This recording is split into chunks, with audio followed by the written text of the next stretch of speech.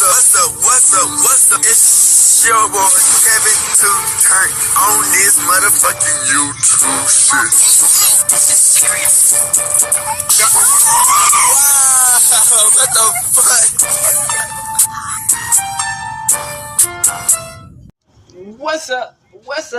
What's up? It's your boy. Can't tell on YouTube shit. Hey man, say man, we are lit the team man. Turn. Take to motherfucking day. So hitting outside, big crip in the gang. So hitting outside shit, man. Free Palestine, free Congo, Russia, the other thing, and Texas. Stand the fuck up. Each day is a new day to be a better version of yourself. Never let somebody bring you down, always fight back. Never let somebody tell you you are, but also never put yourself in a position you don't belong. Let's stay humble. There's no revolution on this movement. Keep your way first. Coming to the Black Hebrew Israelite as a real Jew. We out here. Alright. Boom. Take the motherfucking day. Shooting outside. Big crip in it. Gang shooting outside shit, man. Gang. Go. Turn up. Bruh. Hey. Your boy has been watching what's been going on in the rap social media. You know what I'm saying? There's been a lot of court cases, a lot of unaliving, and a lot of people going to jail. You know what I'm saying? And a lot of people have been beating their cases, and people staying alive and thriving. So we got Diddy. They looking at Diddy was facing life in prison. So he just got his sentencing. You know what I'm saying? And it's wild because as what they were trying to say, they had about 5,000 people on this nigga. This nigga was going crazier than Solomon. He was going crazy. But, I mean, all together, I guess they didn't find too much of anything. I guess they're going to get that nigga time served in 5 years. So we got the videos, what's going on, and how people feeling, and let's get into it.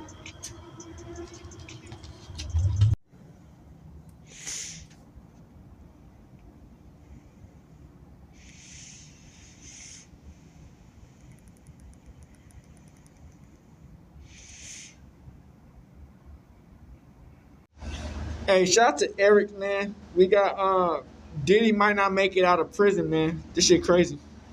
Diddy just got sentenced to 50 months in federal prison. But here's what's really crazy. Criminal lawyers are now warning he might not make it out alive. Yeah, you heard that right. 50 months? Not that bad. Hip-hop could be a walking target behind bars. And the reason why? It's way more sinister than you think. Look, I know you want to know why experts think Diddy's life is in danger, even though he just dodged a life sentence. And trust me, after going through all the evidence, even I was shocked at what I found. So here's what we're covering today. First, we're breaking down why Diddy's lawyers are actually genius, and why getting just 4 years is a massive win when he was facing 4 years life. is a W. Then, we're getting into the dark stuff. Why criminal lawyers and even former mob members are saying Diddy won't survive long in prison. We'll talk about the specific prison he requested and what that really means. Plus, we've got the names. The powerful Hollywood people who might want Diddy silenced before he can talk. This is going to get intense, so let's get into it. All right, first things first. Let me give you the quick rundown of what actually happened in that courtroom.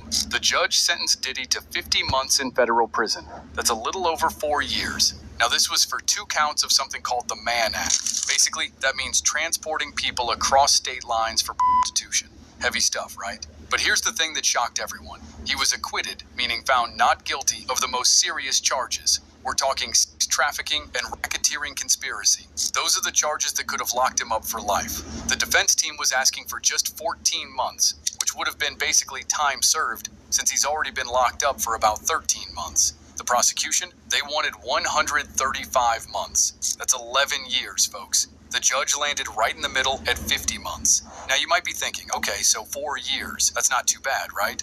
Well, hold on. Let me show you why this is actually way more complicated than it sounds. Diddy was sentenced. And, you know, I said he'd be somewhere 56 to 63 months or something. And I thought maybe even 70 months. Well, the judge gave him 50 months. Let's kind of calculate. I got my handy-dandy calculator right here. Let's calculate what that would mean. And these are approximate numbers, just so you know. So you take 50 times 0.85 equals 42 and a half months. That's with good time, right? And then he's already done 13 months, roughly. And so that means 29 and a half months that he still has left to serve. Now, he'll probably serve 6 months of that in a halfway house.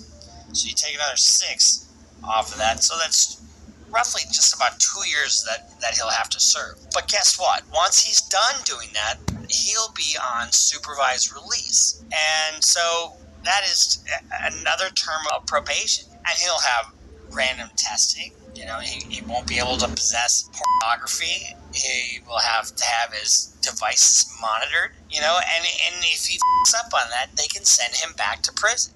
Criminal lawyer Bruce Rivers did the math for us. And honestly, this is where it gets interesting. The judge gave Diddy 50 months, sure, but with something called good time credit, basically behaving well in prison. That gets reduced to about 42.5 months. 2 years instead of life. Let that sink in for a second. He was sentenced to 50 months, and we kind of calculated what the actual time that he has to serve. And he got 5 years supervised release. That means he's on probation for 5 years after he gets out. And if he f***s up on that, he can go back to prison. And the judge also gave him a $500,000 fine, you know, which he's got plenty of money, so that's not going to be an issue for him. So here's the long and short of it. This is not a light sentence for Diddy at all. I mean, most people who go through this, the Mann Act, you know, just prostitution across state lines, they don't have all the other conduct that Diddy was involved in, but they don't have a heavy sentence. In fact, a lot of people don't even go to prison on a case like this. But there was just so much to this case. That's why Diddy got hammered. Not because of who he is, but because of the prolific nature of what the he did and who he did it to. You know, there were victim impact statements, both impact statements from both the victims, and Diddy created his own video. So let's take a look at this. But, and this is a big but, there's a catch. After he gets out, Diddy has 5 years of supervised release. Think of it like being on probation, but way stricter. We're talking random drug tests whenever they want. He can't possess pornography at all. And for someone with alleged addiction issues, that's tough. They're going to put monitoring software on all his devices, his phone, his computer, everything. He can't just travel wherever he wants, can't leave the country, and get this, he has to register as a sex offender for 10 years. If he violates any of these rules, straight back to prison, no questions asked. I'm not going to watch any more of this, this crap. But, you know, the defense lawyers in this case did a remarkable job. Remember where we came from. He was looking at life in prison, and now he's got another 29 months to do, roughly. Thereabouts, 23, 29, depending upon, you know, what kind of credit he gets. And then that's it. And then he's going to be on supervised release. He'll be tested, because we're part of this case. He won't be able to take drugs, cocaine or otherwise. He won't be able to go wherever he wants. He won't be able to leave the country. You know, I thought it was hubris that his lawyers said that they had, you know, the lawyers asked for 14 months. The prosecutor asked for 135, and the judge gave him 50, so kind of in the middle. But I thought it was hubris that his lawyer said that he had a gig for speaking, you know, the next day in Miami already booked. That shows a hubris. That shows, like, a lack of awareness, you know, and it's like, read the room. You know, here's the thing. Diddy is symptomatic of just power gone awry. Is symptomatic of just power gone awry. He's going to have to register as a sex offender. Now, here's why lawyers are calling his legal team brilliant. Remember, this dude was looking at life in prison. His lawyers managed to get him acquitted on the charges that would have locked him away forever. One legal expert put it perfectly. The defense lawyers in this case did a remarkable job. He was facing life, and now he's got maybe 2 more years to do. That's not just good lawyering. That's masterclass legal work, if we're being honest here. Even Suge Knight's own lawyer had to admit it was impressive. Okay, so now we get to the part that should honestly scare everyone involved. Why are lawyers worried about Diddy's safety? Perhaps believing that I may start naming names. That day will come, but it won't be today. The day will come. We will name names other than Sean Combs, and there's a lot of names. It's a long list already. Here's the deal. Diddy's not just some regular inmate. He knows things about very powerful people. And I'm not talking about your average celebrities. We're talking about people with serious money and serious connections. Tony Busby, that's the lawyer who pretty much started this whole movement against Diddy, he made a warning that honestly gave me chills. He said, and I quote, "The day will come when we will name names other than Sean Combs." And there's a lot of names. Think about that for a second. These aren't just random people. We're talking about folks who have the resources to make problems disappear. Now, I know what you're thinking. Come on, this sounds like a conspiracy theory. But remember what happened to Jeffrey Epstein? Found dead in his cell under what a lot of people call suspicious circumstances. Epstein knew powerful people's secrets too. But here's the scary difference. Word on the street is that Diddy kept receipts, videos, evidence, documents, everything. Criminal lawyers are warning that this actually makes him a bigger target than Epstein ever was. Because if you're someone powerful and you're on those tapes, you've got every reason to want Diddy silenced before he can talk or make a deal. But wait, it gets even crazier. Michael Franzese, this guy's a former mob member, right? He came out and said something that honestly made my jaw drop. He said, "Guys in the mob did some terrible, terrible things. The murders were gruesome and violent and painful, and they served a purpose. They were meant to terrify people into staying in line." Then he compared that to what Diddy's accused of and said, "If we did that in the mob, we would be killed for it. We would never touch women and children and stuff like that. So that's against our rules, our principles." Let me repeat that. A former mobster is saying that even the mafia wouldn't tolerate what Diddy allegedly did. He literally said, if he was in the mafia and we knew what he was doing, he would have been killed. There would be no trial. When the mob thinks you crossed a line, man, that's saying something. Alright, so now let's talk about where Diddy actually wants to go, because this is where things get really interesting. Diddy requested to choose his own prison. He's asking to do his 4-year sentence at Fort Dix in New Jersey, like he's booking a room at the Marriott. Apparently, he told the judge he wants to go to Fort Dix Federal Prison because they have drug treatment programs and he's trying to better himself. He claims he wants rehab, wants to stay closer to his family, and wants access to RDAP, Residential Drug Abuse Program. Now, if the judge agrees, Diddy could reduce his sentence with programs and be in a safer environment. Diddy requested, like specifically asked for, a prison called Fort Dix in New Jersey. And people are comparing it to booking a room at the Marriott, which honestly made me laugh. But here's what he told the judge. He wants Fort Dix because they have drug treatment programs, and he's trying to better himself. He says he wants rehab, wants to stay closer to his family in New York, and wants access to something called RDAP. That's the Residential Drug Abuse Program. On paper, that all sounds reasonable, right? If the judge agrees, Diddy could reduce his sentence even more through these programs and be in what's considered a safer environment. But hold up, is that really the whole story?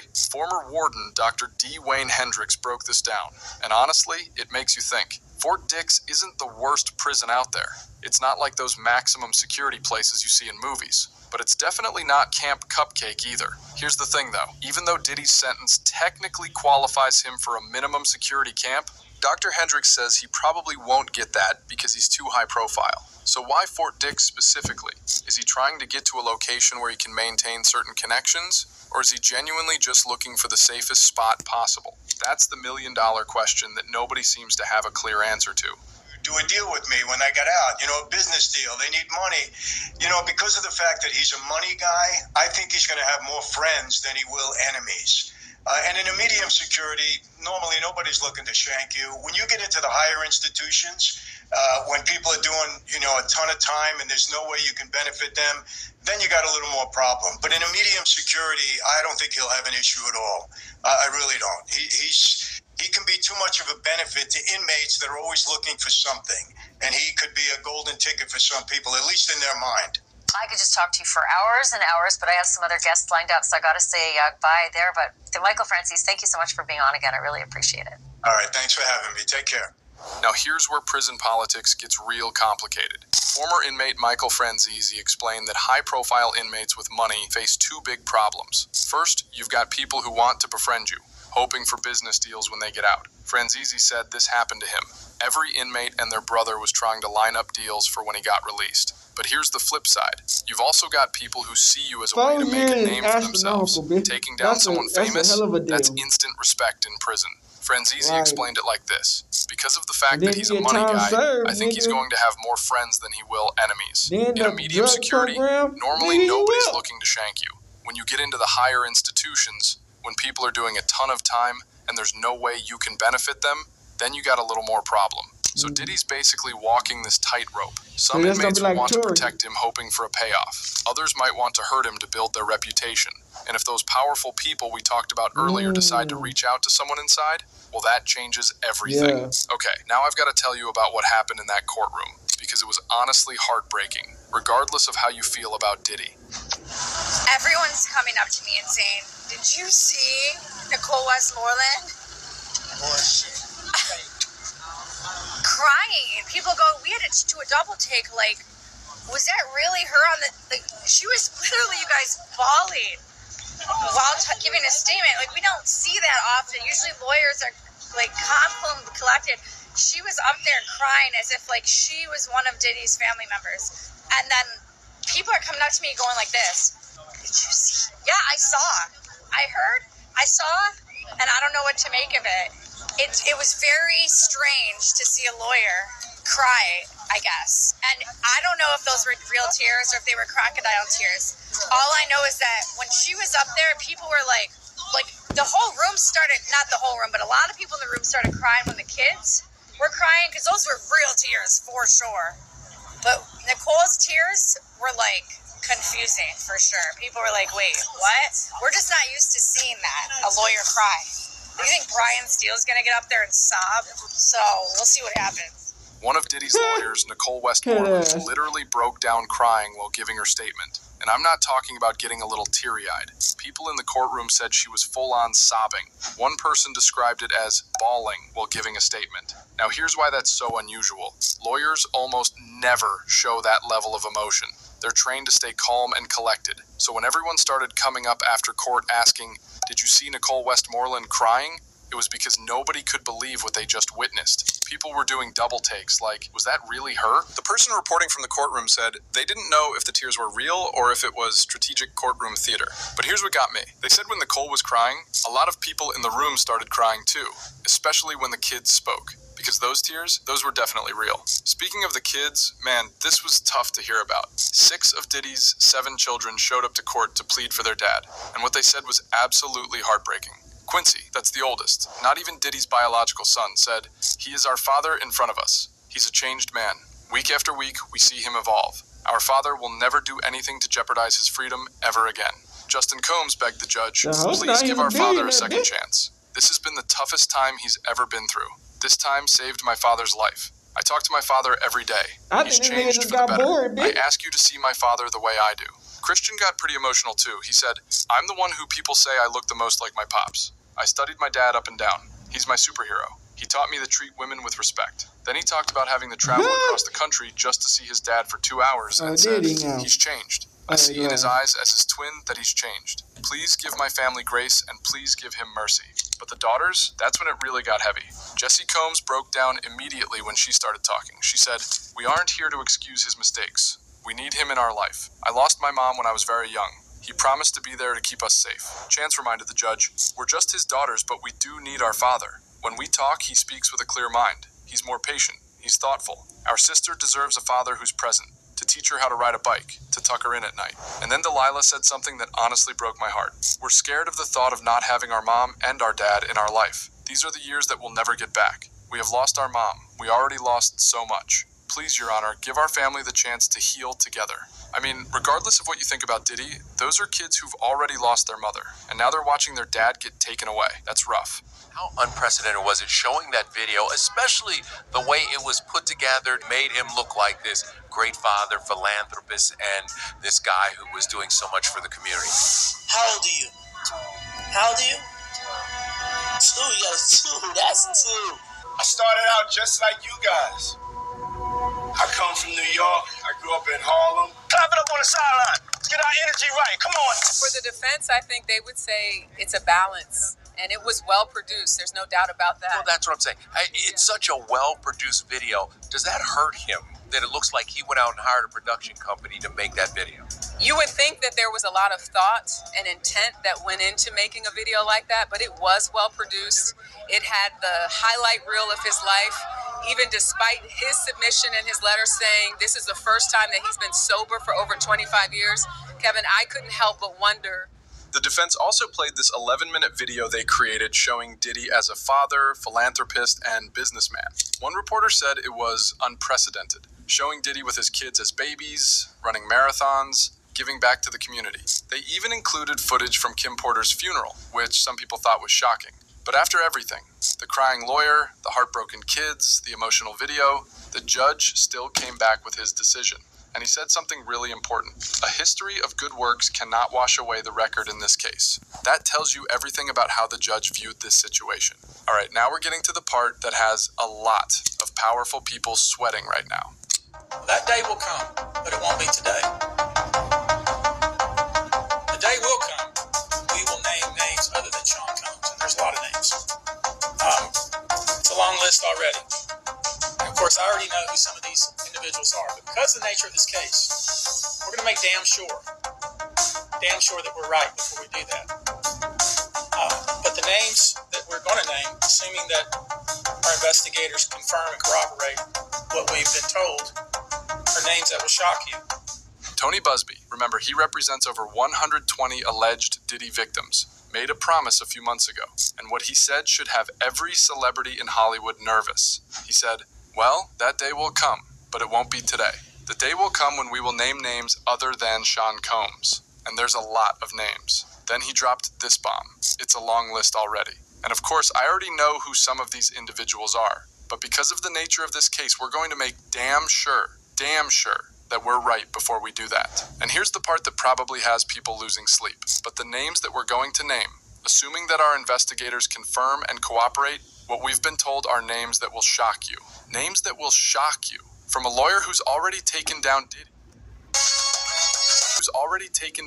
Think about who that could be. Busby laid out exactly who he's going after, and the list is insane. He's not just targeting people who directly participated. He said, these are individual cases. There are indeed other perpetrators involved. They will be revealed when that particular individual case is ready to be filed. But then he expanded it. They already know who they are. And I'm talking here about not just the cowardly but complicit bystanders. That is, those people that we know watched this behavior occur and did nothing. Let that sink in. He's going after people who just watched and did nothing. He continued. And I'm talking about the people that participated, encouraged it, egged it on. They know who they are. He even gave them a name. He called them the facilitators of foul play. But it gets even bigger. He said, these defendants will not only include individuals, but would also include corporate entities who ultimately profited off of this culture and behavior. I'm looking at banks, pharmaceutical companies, hotels, banks, hotels, companies that looked the other way and made money off all of this. And then doesn't turn it over to a general publishing group, but sends it to Jay-Z's lawyers. By the way, we're going to put this out unless you pay us millions of dollars, bespeaks the real motives behind this. And let me just say this. Now, here's where it gets really juicy.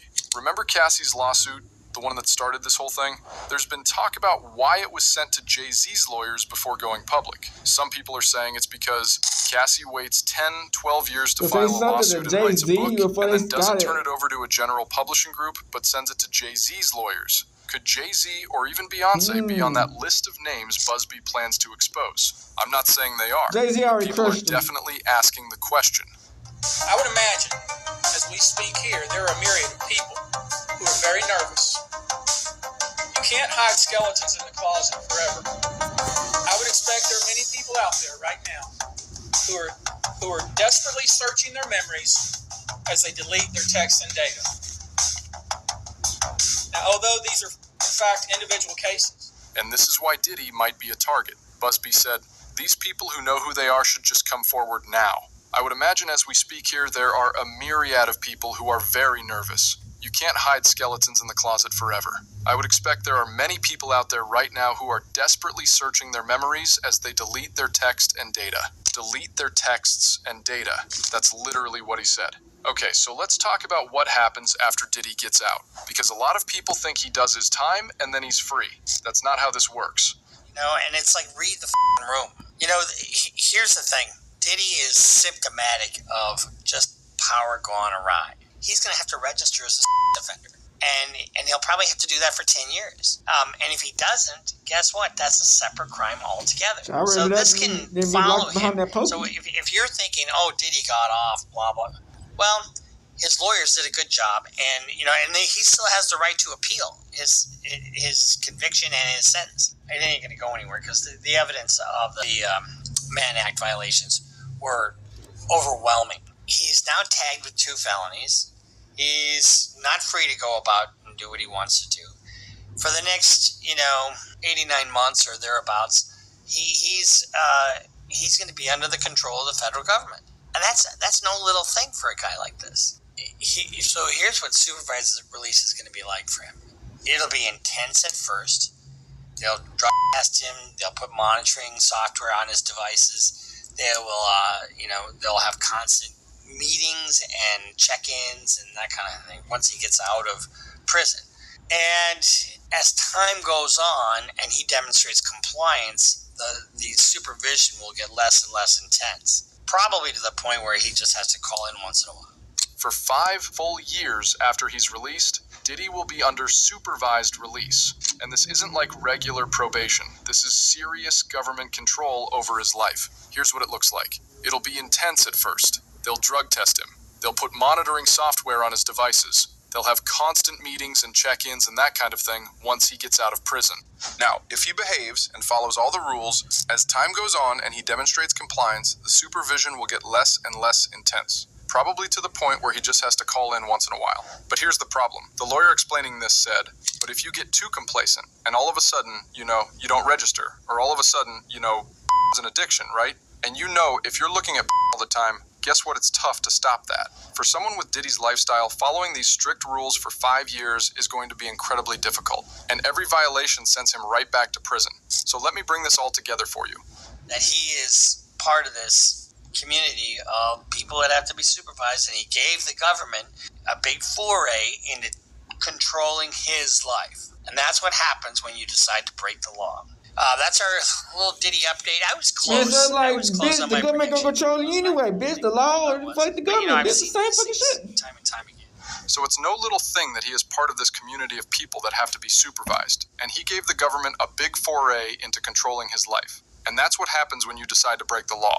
Diddy's legal team pulled off something incredible. They reduced his sentence from potential life to basically 2 more years. That's amazing legal work, honestly. But here's the real question. Will he survive those 2 years? Do you think Diddy will make it out of prison safely? Or is he in real danger? And do you think Tony Buzdy is actually going to expose those big names? Or will they find a way to stop him? Let's talk about this in the comments. I want to hear what you think. Thanks for watching. I'll see you in the next one. Let's look up at Clive Davis. Everybody knows about Diddy abusing people in the industry, but most people have no idea about the dude who allegedly turned him into a monster. So today we're breaking down the shocking and creepy story about the man who allegedly dated Diddy and killed off some of the most popular artists in the world, Clive Davis. Clive Davis is one of the sketchiest dudes in the music industry and has allegedly been abusing artists since the 60s. Davis went to Harvard Law School and started working out at a law firm in New York. Then he got a job at Columbia Records when he was 28, and that's when Davis started making his way up in the music industry. Back in the day, Davis was working with folk, rock, and pop artists like Janis Joplin, Bruce Springsteen, Aerosmith, and Pink Floyd. Davis was discovering and signing some of the biggest artists in the world, and he's the reason Columbia Records was on top of the game. Aerosmith even shouted him out on the track No Surprise and said, "Oh, Clive Davis said he's surely gonna make us a star. I'm gonna make you a star, just the way you are." And on the track Jack Straw, the Grateful Dead said, "We used to play for Acid, now we play for Clive." Clive Davis was becoming one of the most powerful dudes in the industry. But then in 73, everything almost ended after he got wrapped up in some sketchy situations. Davis was making a lot of money at Columbia Records, but he still wanted more. And in 73, they fired him for stealing $94,000 that he used for his son's bar mitzvah. And later that same year, Davis was allegedly caught up in a massive drug ring too. The feds went to the offices of Columbia Records and Paramount Records because some of the people who worked at Columbia were charged in an international heroin case. According to the feds, they were moving weight all over Italy, Canada, and America. Davis was never officially charged in the drug case, But rumors say he was helping wash the dirty money coming in from the heroin business, and then he got greedy and stole the 94K that was allegedly made from selling heroin. It was a big scandal back then, and the news broke that Columbia Records even had a house pimp who would bring in hookers and drugs for the artists who were signed to the label. A lot of people didn't want to work with Clive Davis after he got fired, so the next year he started his own label, Arista Records. That's when Davis really started to take over. He signed some of the biggest names in the industry and was selling millions of records. On the outside, it looked like Clive Davis was helping artists reach the top of the game and was changing their lives. But it turns out, there was a way darker side of the story. Whitney Houston is one of the top-selling artists of all time. And when she died in 2012, a lot of people thought it was suspicious.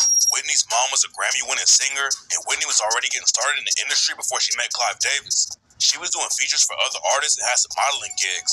Then a dude who worked for Clive Davis saw Whitney performing at a club and convinced Clive Davis to come out to one of her shows. Davis came to see Whitney perform, and he was so impressed that night that he offered a deal immediately.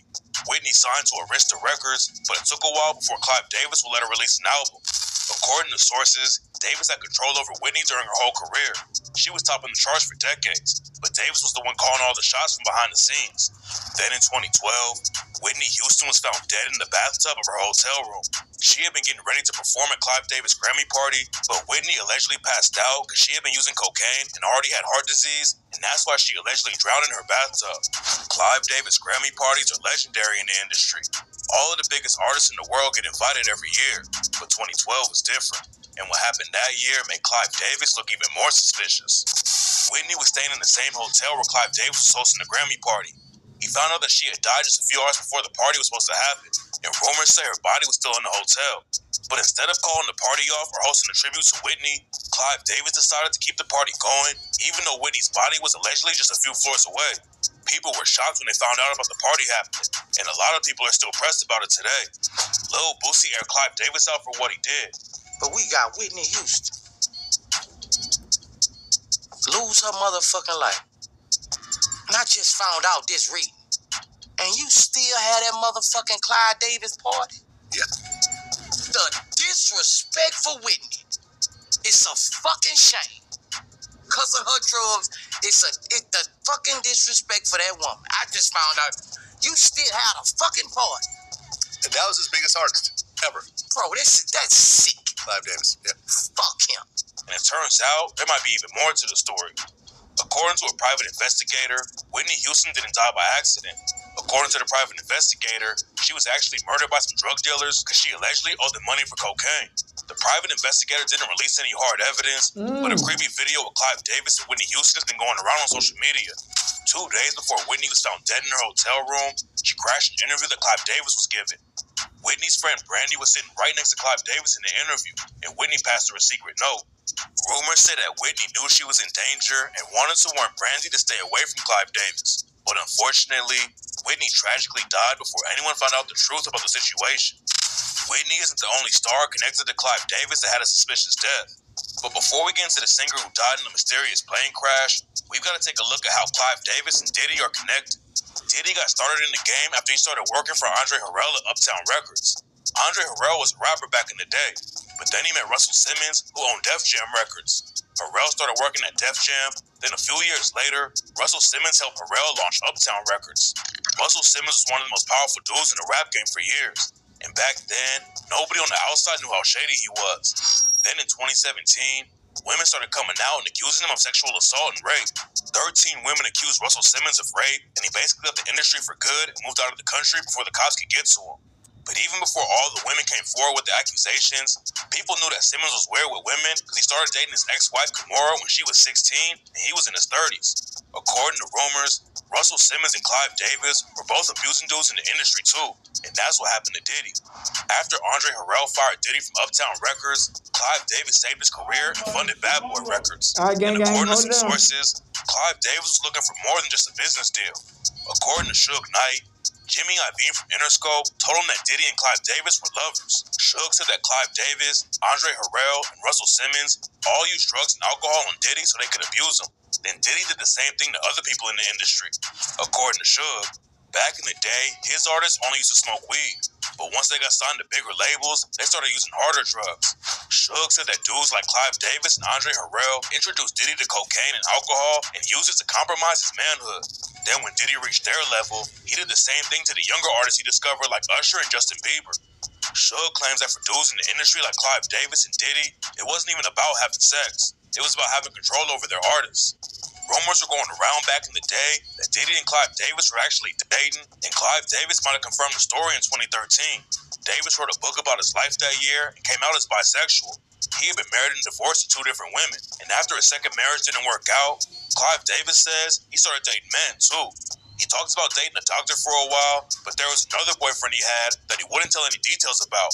And rumors say that Diddy is the one who Clive Davis wouldn't talk about.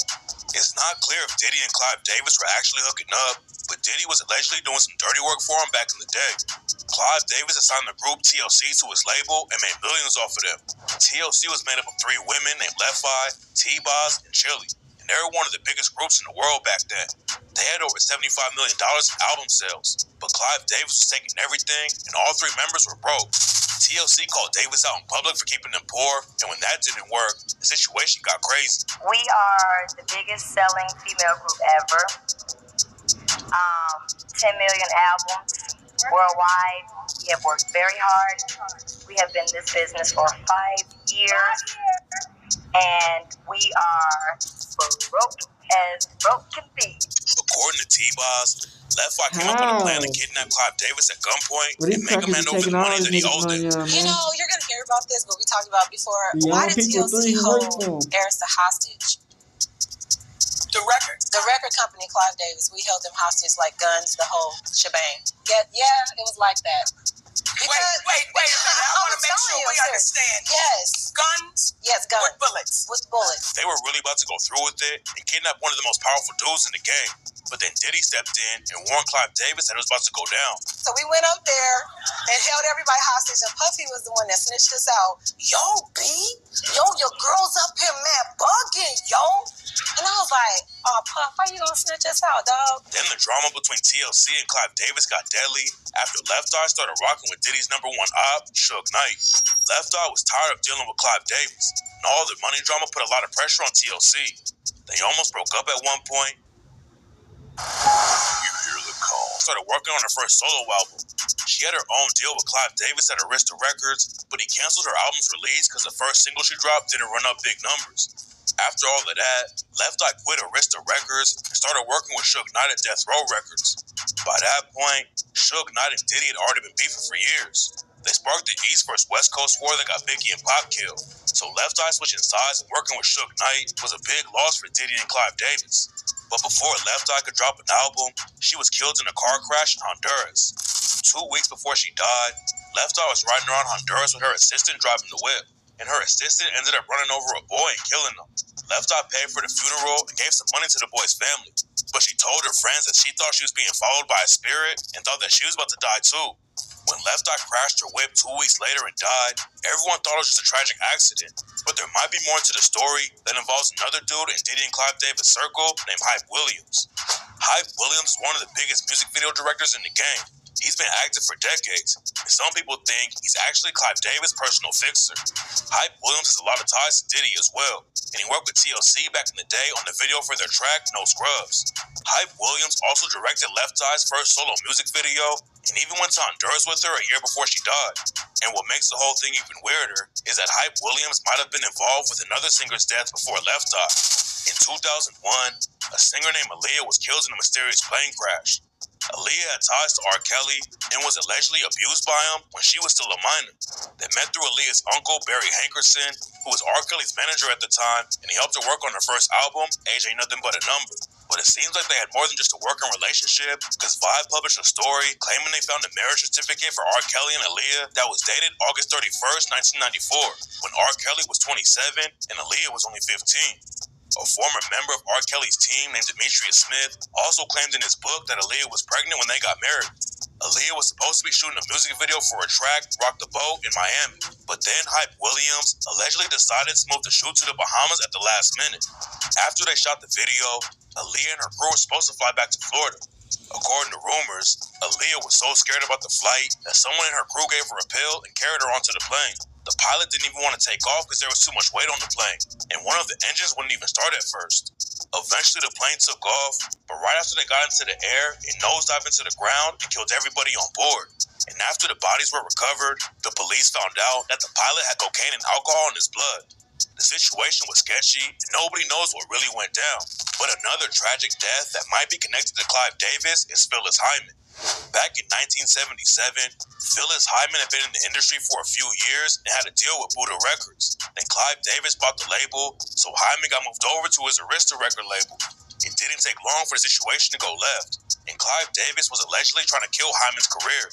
She fought the label for years, and it really slowed her down in the industry. When she finally got out of her deal with Arista in the 80s, Hyman aired Clive Davis out for trying to ruin her spirit. Hyman had some more success after she left Arista Records, and rumors say that Clive Davis was pressed because she was making money on a different label. There's no hard evidence to back it up, but some sources claim that Clive Davis never stopped trying to blackball Hyman in the industry, and in 1995, she tragically committed suicide and wrote a note that said, "I'm tired. I'm tired. Those of you that I love know who you are. May God bless you." Hyman, Left Eye, Whitney Houston, and Aaliyah all had tragic deaths. But some people think Clive Davis was also responsible for Janis Joplin dying all the way back in 1970. Clive Davis was still at Columbia Records back then, and Janis Joplin was one of the hottest artists in the world. She struggled a lot with her heroin addiction, though, and rumors say that she was getting drugs from people at Columbia Records. Then, on October 4th, 1970, Joplin was found dead in her hotel room from an overdose. Her death was ruled an accident, but a bunch of people who had the same dealer as Joplin also overdosed during the same weekend that she died. It could have just been a bad batch of heroin, but now rumors are flying that somebody took her out and poisoned the whole supply on purpose to cover it up. There's no hard evidence that Clive Davis was involved with what went down, but he did admit that his relationship with Janis Joplin was more than just business. In his book, Clive said that when he first signed Janis, she offered to sleep with him to make it official. He claims that just signing the contract was too corporate for him, and Janis wanted to make things more personal, so she offered to sleep with him instead. Clive claims that he turned her down, but who knows if he would admit to it even if he did. It still doesn't prove that Clive was involved in her death, though. But what we do know is that he taught Diddy everything about the industry and is allegedly the one who showed him how to get away with abuse, too. A woman named Jaguar Wright called him out for being a sex trafficker and exposed Diddy's connection to Clive Davis. She claims that Clive Davis has been helping Diddy cover up his crimes the whole time, and that Diddy was doing everything for power. According to Jaguar Wright, a lawyer who worked for Diddy accidentally saw a dude named Christopher Williams giving Diddy head in his office. The lawyer allegedly asked Diddy why he didn't lock the door, and Diddy told the lawyer that he can do whatever he wants in his building, and that if he can make a dude give him head for money, then he can do anything. Christopher Williams called cap on the story. One person in the world alleges that I gave Puffy fellatio to get a record deal in like 92. I came out in 89. I had a record deal in 88. And anybody who knows me knows that is ridiculous. Then Diddy's ex-bodyguard, Gene Deal, also said Jaguar Wright was capping. Gene Deal said the lawyer might have seen Diddy getting topped off by someone, but it definitely wasn't Christopher Williams. He said Williams was a crazy gangsta-ass nigga who always carried guns and wasn't afraid to use them. I know Christopher Williams, and I know Christopher Williams was a crazy gangsta-ass nigga from Mount Vernon, from up in that area, Westchester. He didn't play that shit. He kept that 3.2 or that 38 on him, and he will shoot the shit out you. According to Gene Deal, Christopher Williams looked exactly like another dude who worked at Bad Boy at the same time, so the lawyer who walked into the situation was probably just confused. After Diddy started getting exposed for abuse, Clive Davis still supported him and said that Diddy was still invited to his Grammy party. But after Diddy actually got arrested by the feds, Clive Davis started acting like he didn't even know who Diddy was. A lot of people are curious about the status of P. Diddy. P. Diddy. Diddy.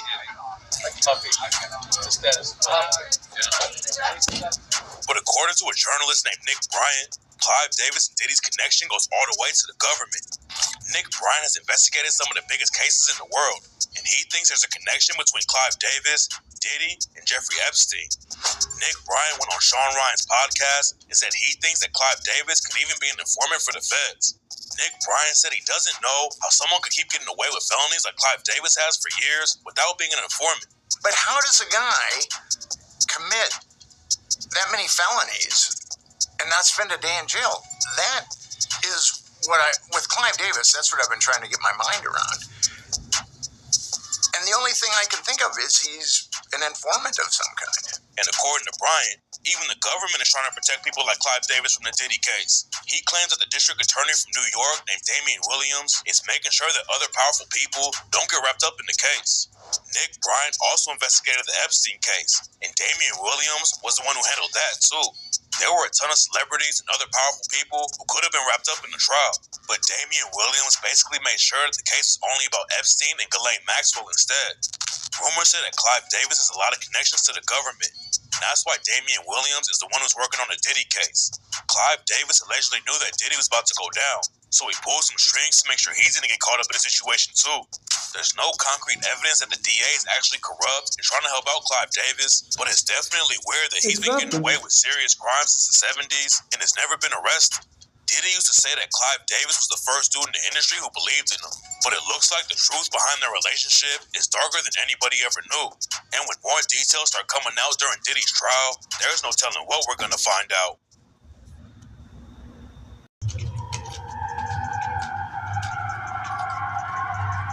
Alright, we're back. Gang, y'all think Diddy gonna be able to survive in prison? Because I think he was in jail. I don't know if they moved him to prison because, you know what I'm saying? I don't know, because they say he was locked up with 6ix9ine when 6ix9ine went to, like, fucking jail or prison crip.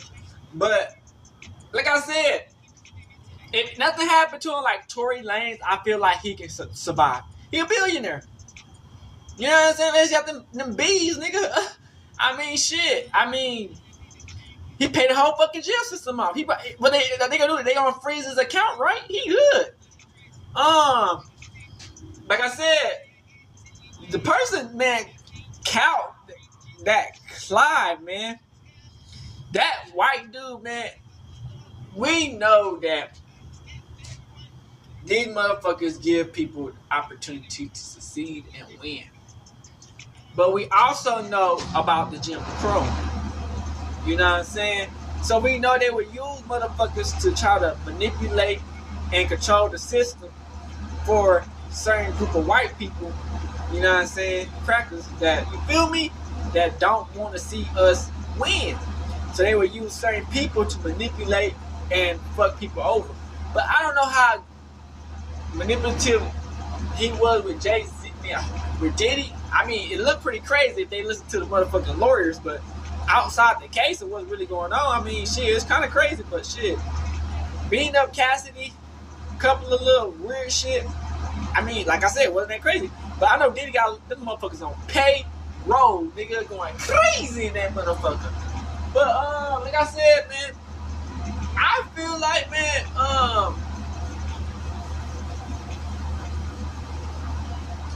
once Diddy got out of the pokey, man,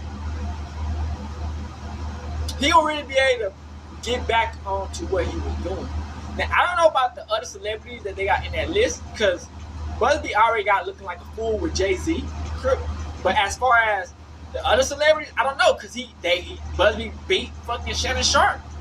You feel me? I don't know. These niggas not rich as fucking Diddy and Jay-Z and shit. But, like I said, man, we just all see what's going on. Make sure you like and subscribe. Stay tuned in so we can see what the fuck going on out here in these streets. And we gone. Hood, Northside. Big Crip and gang Northside shit, man. Hey, Dad, you know, dog, when we link up, dog, this shit be legendary. Even though this is an instrumental, you the engineer on it, so Kodak everywhere.